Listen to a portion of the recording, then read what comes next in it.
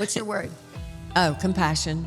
Oh, accountability. Oh, Fucking kindness. the first one. Kindness.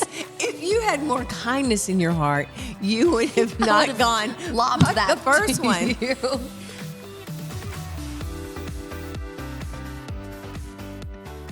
Test 1, 2. Welcome to the show. Hi, Liz. Whoa. Yeah, I'm ready. Hey. I had to wake up, you know?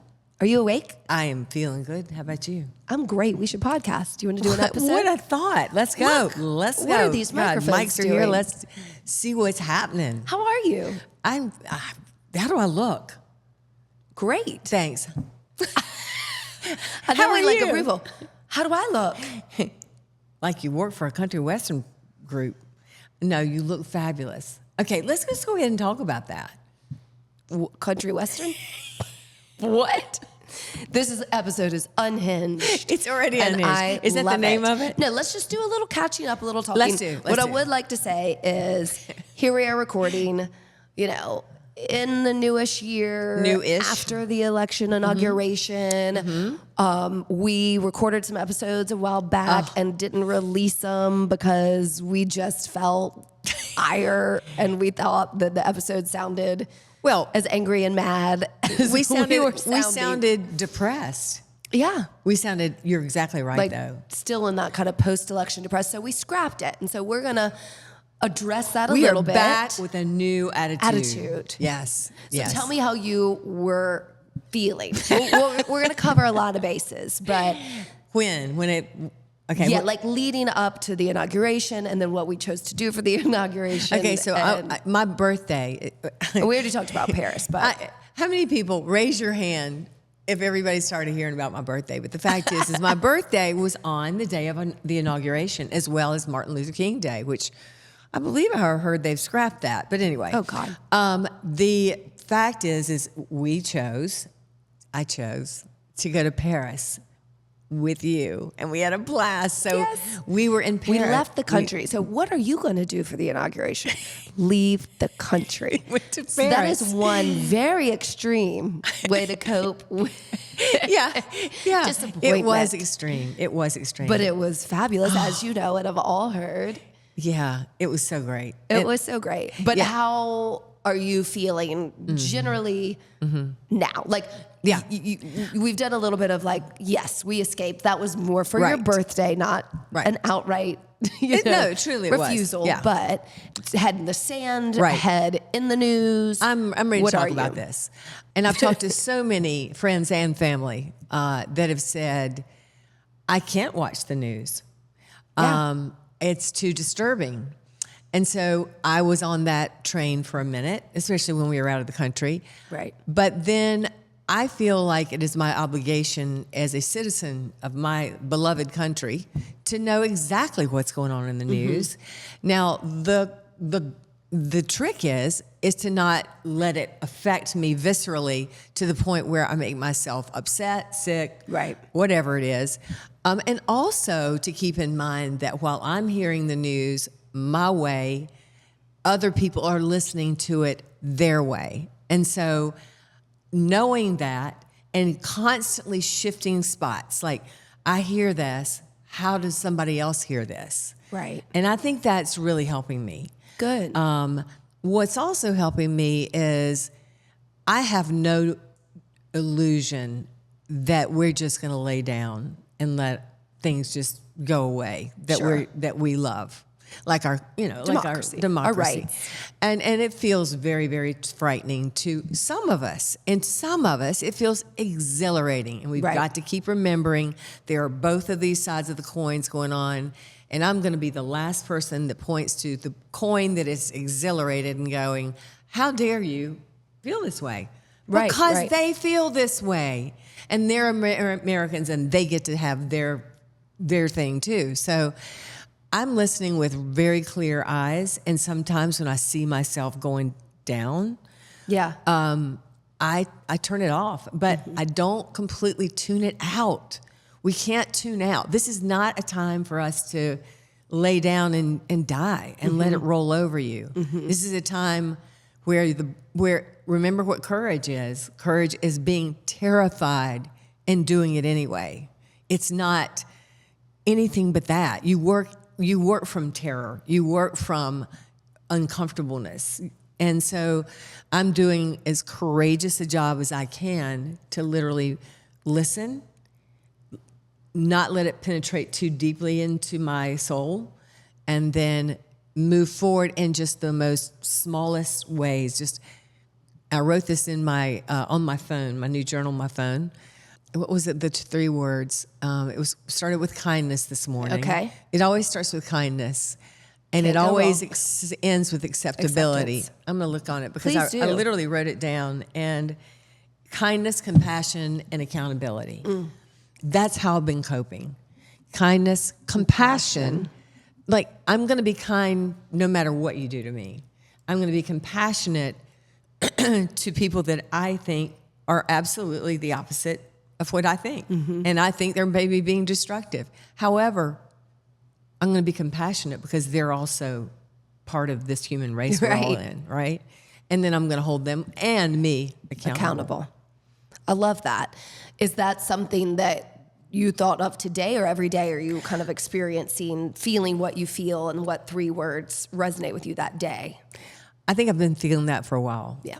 And because what I notice right now in our beautiful country of the United States of America is a lack of kindness and a lack of compassion, and definitely a lack of accountability. But kindness has really gone out the back door and is afraid to. It's just like back there going, "Hey, remember me? Yeah, you can be kind also." There's a real lots of violence and vitriol, and in the face of vitriol, I'm coming back with kindness. that reminds me visually of the movie Inside Out with all the emotions, and like the animated movie when I didn't all see the characters. that. You haven't seen it? No, We always go to the movies together. Where were you you? went with your kids, and I didn't see it. But not the first one. There's 2. Who knows? But what they do. So you haven't seen it. Okay. So think of the main character is a little girl, and so you go into like the headquarters of her emotions, which are all the I characters. saw the previews. Okay, of the different emotions, and there's marbles that kind of go in. I can't remember it all exactly, but it just made me think of like we need to put more kindness marbles in the shoot, in the world, to fill that up. What a good visual. It popped into my head because you explained kindness so That well. is so good. Yeah, we need some more marbles, kindness marbles. Yeah. And compassion. Compassion. Where's the compassion? And I think part of compassion is community, right? So I was speaking with a friend today, and I said, "Did you see that funny meme on Instagram?" She said, "Oh, I haven't been on lately for my own health." I'm like, "Totally get it. Smart, smart, smart. Reset your algorithm to like puppy dogs and butterflies." And I've done it to cats. It's great. Right. And not to the cyclical news feed, but hop in and watch this. And that's checking in on your friends who might feel similarly or different to you, and giving them the kindness marbles when theirs are running low. And I think being compassionate within your community is also a great coping mechanism. I mean, we always say take it out of yourself and help other people. And help other people, because the energy truly does help you. The minute you help others, you're filled yourself. So That's right. It's just, and that's something I'm shocked, I guess, that we forget. Because you have to come out of your own uncomfortableness or fear just to sometimes get your head off the pillows during this time. And you take everything very strongly, like you have strong emotions, you feel everything very physically out loud. Like I worry about you at different times when I see you going down or getting dark. And that's because I have a little bit more, and not rightfully so, of the mentality I'm a little bit of a sweeper under the rugger. But then I'm trying to face myself on that and go, are you sweeping it under the rug, or are you compartmentalizing and managing expectations and fear and worry? Do I know what's going on? Yes. What can I change? What can't I? And I think there's that's healthy. A lot that That's I cannot healthy. change. So then I have to decide, what am I going to do with that? Because I less emote. Yeah. than you. We are interesting, aren't we? Because I think you're not giving yourself the credit you should, because I don't think you sweep under the rug as much as you used to, and I know you did. Thank you. I think you do compartmentalize, and I mean, I'm walking down the street ready to just. I said, it's a good thing I don't have a gun. I mean, I'm just losing my mind, and it's coming from. When we were in Paris, even, and I had that one moment, and I don't even know that you noticed that much, but I just realized what was going on, and because I had been sort of out of touch, and it hit me because I read the news, and I kind of lost my mind because I was looking at the most beautiful streets of Paris where people were seemingly, in my eyes, my rose-colored glasses, being very kind and very beautiful and very, regular, not being insane. And I was like, I lost my mind. I did. Yeah. But I also knew it. And so self-awareness. Yeah. I mean, yeah. And I was you got to lucky. process those feelings. You do. You've got to have them. They're going to come. You do. Like anything else, if you push them down, then it's just going to explode. Yeah. At some point. So I have a friend that specifically who she and I text, like, how you doing? And then we kind of go on a rant, and then it becomes humorous. Rebecca, thank you. Yeah. And it's funny. And so you take real hard, uncomfortable, fearful, anger, whatever feelings, and you express them, and then you say it to the other, and you realize you're not alone, and it turns into something better and more positive. And we all need, I know that we all need, I need a friend. We all need a friend that we can do that with. You do. I need really, one. I do need one, because my own daughter is like, I am shut down. Yeah. I am not looking at the news. It is not happening. and I respect that. Yeah.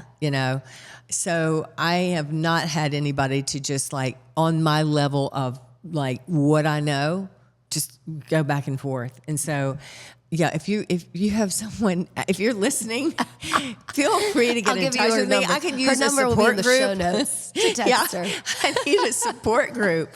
I mean, I've never asked. I think I'm going to ask for one. I mean, come on, it's so true. There's support groups for everything, for grief, for alcoholism, for whatever. Why can't there be support groups for like political disarray? Yeah. Why not? Exactly. We are a support group in this building, I hope, for people. And Absolutely. so community and support groups for your church, through your therapist, through your neighborhood, through your supper club. I mean, really, we don't ask for help. We say this a lot as women, and I think we need to ask for help. I'm asking for a friend.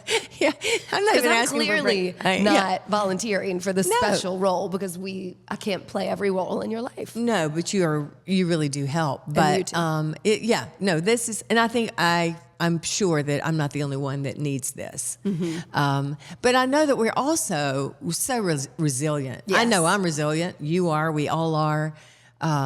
It's not as bad as we think it is, except it might be. And I'm like, maybe, maybe not. And I think at the end of the day, I've got to rely on human compassion and at some point, kindness.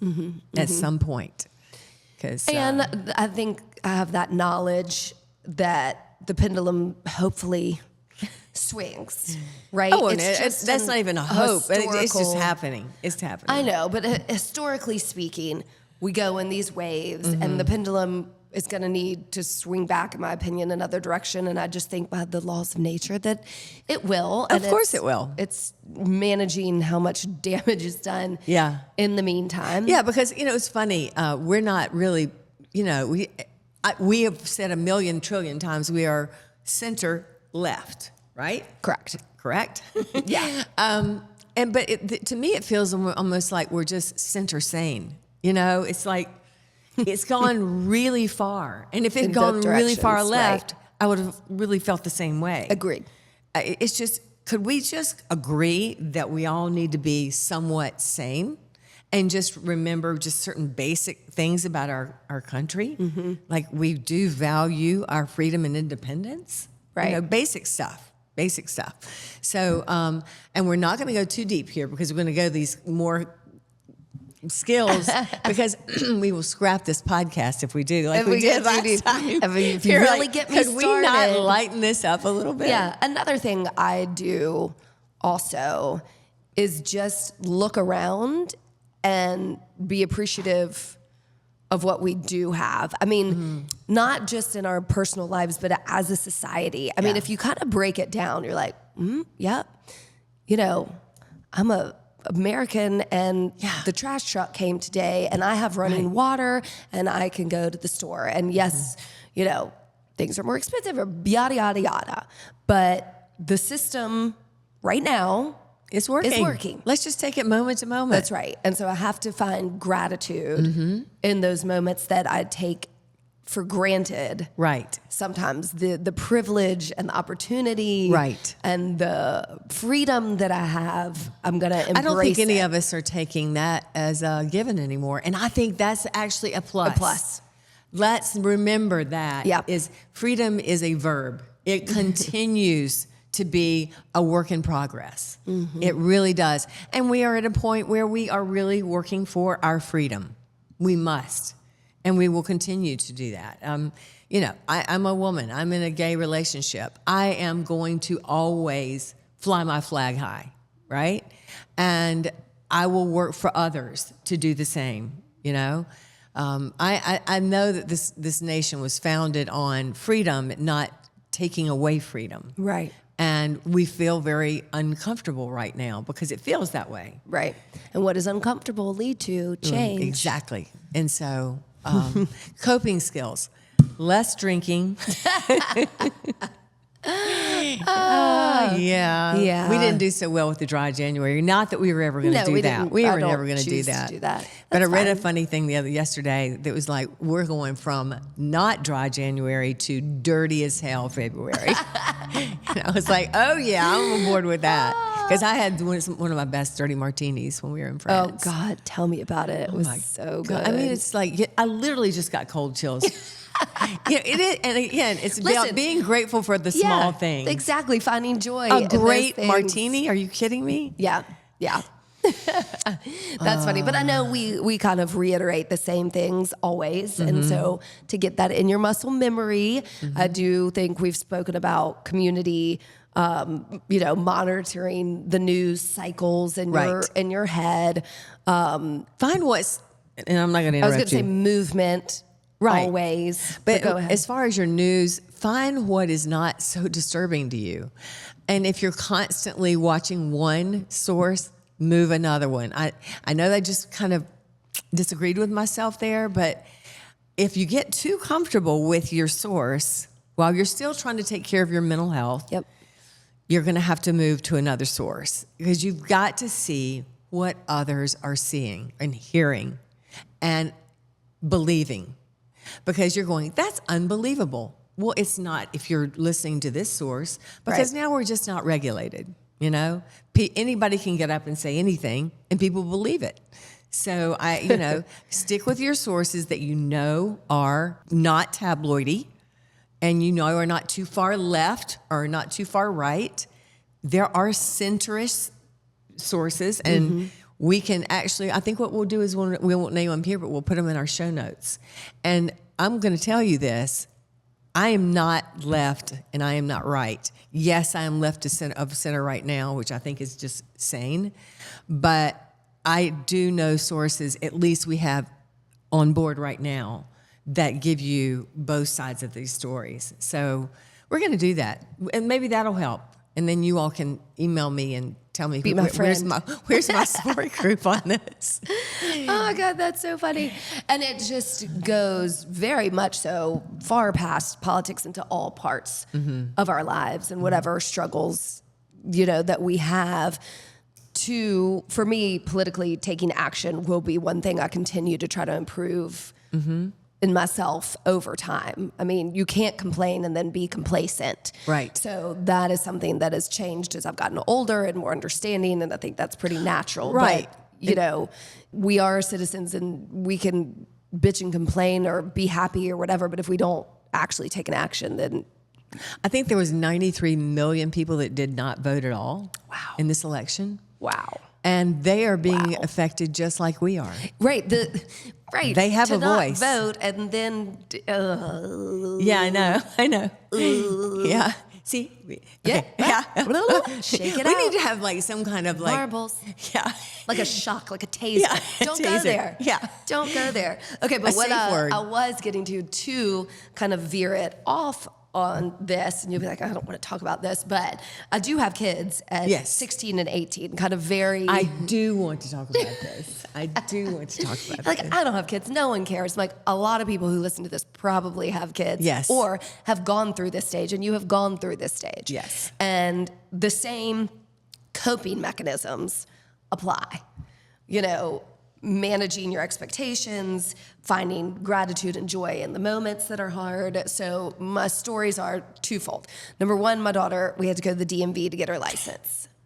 Fucking shit show. Number two, I have an 18-year-old son who is a senior in college. So we're going through all those monumental, like senior night for his basketball team and college applications and deferrals and admittances and things. And those are very hard stages for people. Is it hard for you? It's hard for you. Okay. It's not hard for them. I mean, do you think Papa's having a hard time with his final, is he? No, I don't think he's having a hard time at all. But I do know that I've watched it be like, what are you doing next year? What are you doing next year? Who got into this school? Who got into this that school? stuff. It's just a lot. Yeah. And I think he's handling it beautifully.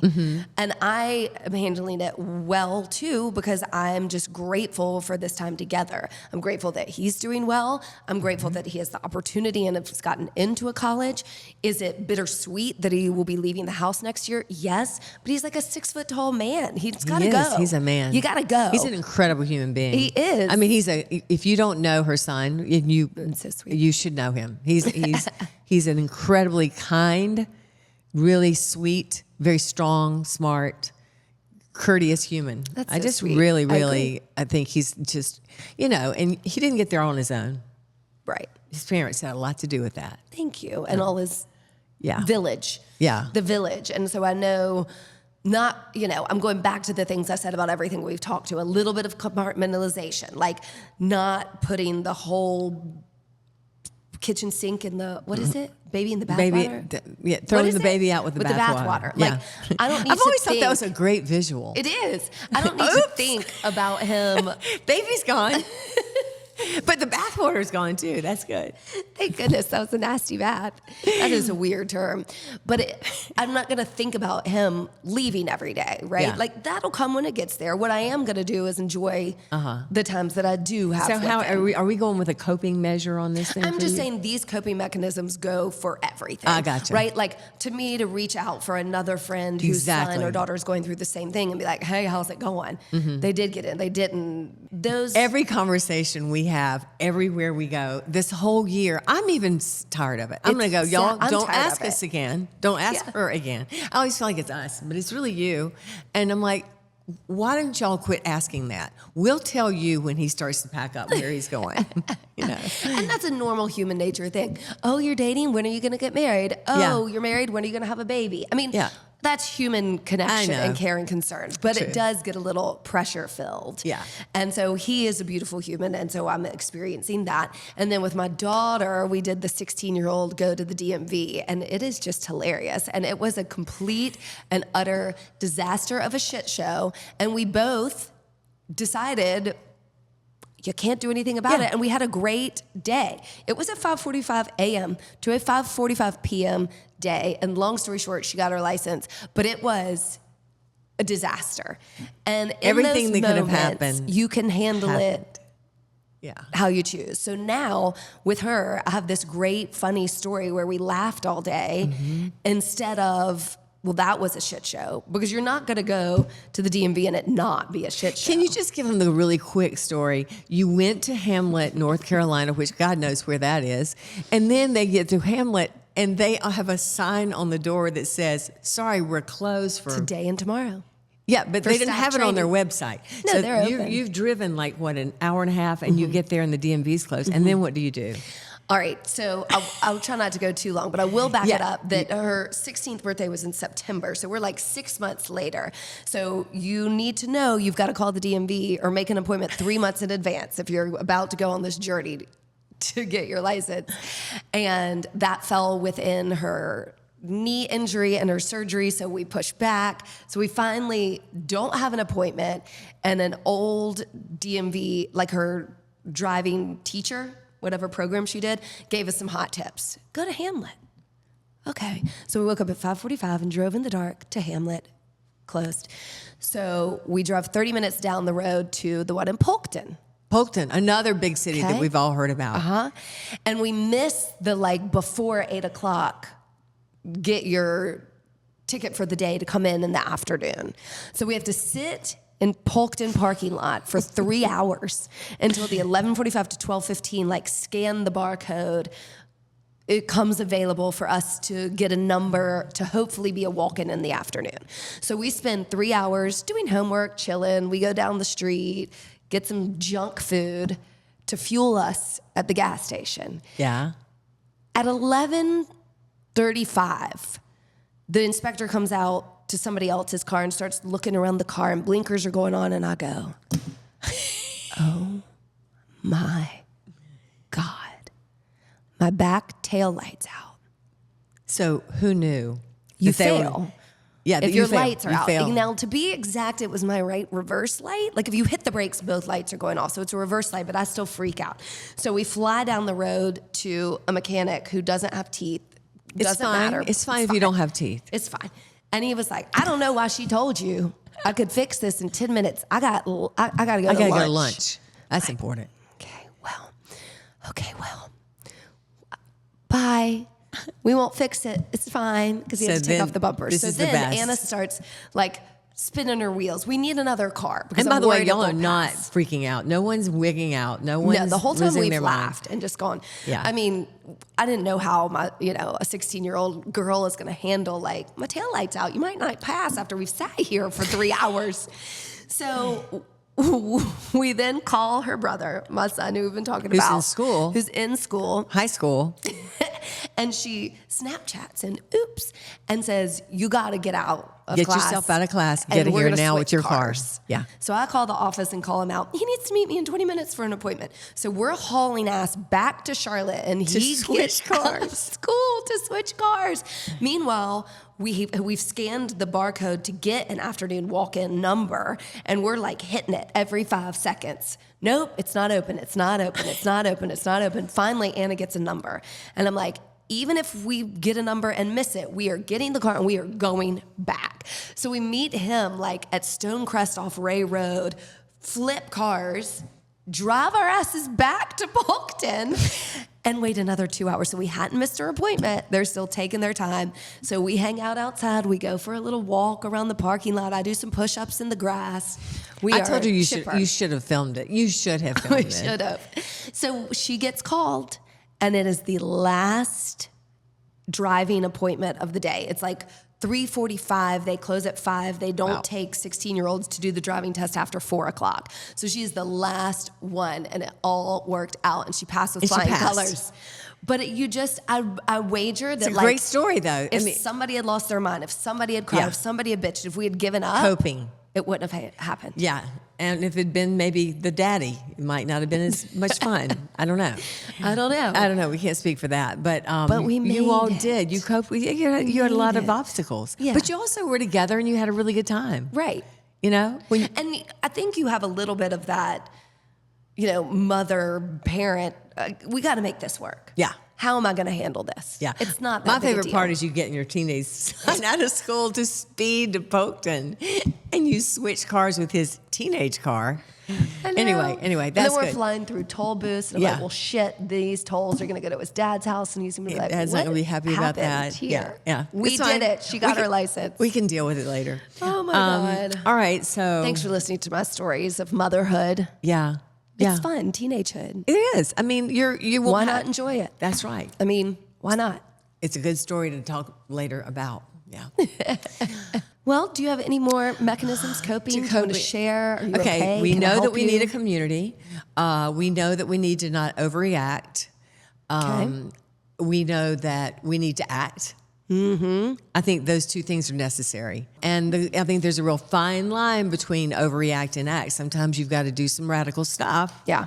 When things go south, You got to be in there to win it. And you got to use your fear and turn it into courage so that you can actually move forward to do something positive when it seems like nothing is going to help. Yeah.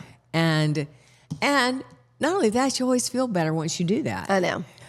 You always feel better once you have a friend you can talk to. Once you act with, I'm trying to be the letter. What are you doing? What's your word? Oh, compassion. Oh, accountability. Oh, kindness. The first one. Kindness. If you had more kindness in your heart, you would have not gone lobbed fuck that the first to one. you. I could have kindly lobbed you your What is your word damn of the first day. word? Oh, it's kindness, honey. It's kindness. Get it straight. Yeah. I mean, honestly, it is the truth. It is the truth. We practice that together. We practice it with our friends. Let's practice it as a damnation. You make it sound like we sit at home. A damnation. What? No, you make it sound like we sit at home being like, ready, set, You're practice so- kindness. No, we it do is not do that. Saccharine. No. No, we are not sweet. Yes, but we are you're kind. super sweet. Well, you are too. Thanks. I didn't mean to say it that way. Anywho, so yeah, when you're ready, and I hope you will be ready soon, pay attention to what's going on in the world because you can't do anything about it if you don't know what it is, right? So we've got to be accountable to ourselves and to the ones we love, and then we're going to be okay. Boom. Boom. You're so kind. Okay, so I don't think we're going to trash this podcast. We're going to let this. No, I think we survived. Rolling. Yeah, I think we didn't go into the deep dark underworld. Well, and I'm great about that. it's just below the surface. Though, so we're going to keep Burbling till us shut up while we can. Exactly. So, all right, I'm excited because we're going to go bust out of here and go to a movie. Yes. Movie day. That means alcohol. All right. Love you. Love you. Bye. See ya. Bye. Thanks for listening to us today, wherever you get your podcasts. And remember, you can now find our podcast on YouTube. Yeah. If you liked it, please share, rate, and review. We love 5 stars. And we hope you'll work out with us online or in studio at HilliardStudioMethod.com.